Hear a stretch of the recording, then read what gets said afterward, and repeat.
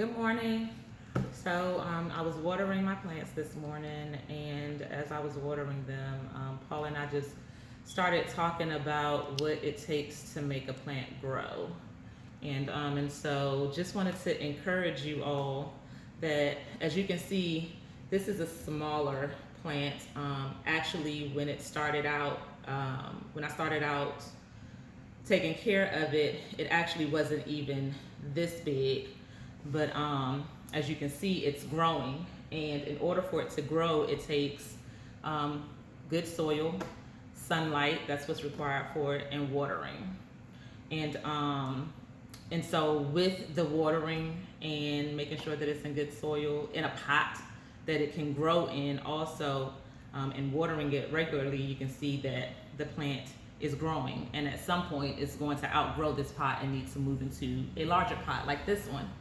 Actually, this plant started out a lot smaller than this plant, and it started out in this actual pot. But as it grew, because it was in good soil, it was being watered, it was getting the sunlight, it was getting the attention that it needed, it grew and it outgrew that pot, and now it needed a bigger pot. And so here we are at this point. So what's the point of this analogy or this conversation? That just like these plants need good soil, it needs a pot, it needs room to grow, something that it can grow in, it needs water, it needs sunlight, it needs attention, it needs care, so does our spiritual growth. And so, when we start out giving our lives to Christ and we're in this small space, we put a lot of pressure on ourselves to engage and be in this space. But it takes time, it takes consistency, it takes us continuing to nurture our spiritual growth, our spirit. It takes us getting into the Word.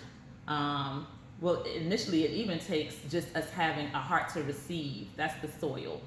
Just really being willing to embrace the surrender to God, embrace our yes, because this spiritual walk, once we give our lives to Christ, it's not about what we want anymore. It's about us being available to God and being used by Him. So we have to have that heart to receive whatever it is that He would have for us to do and surrender our yes.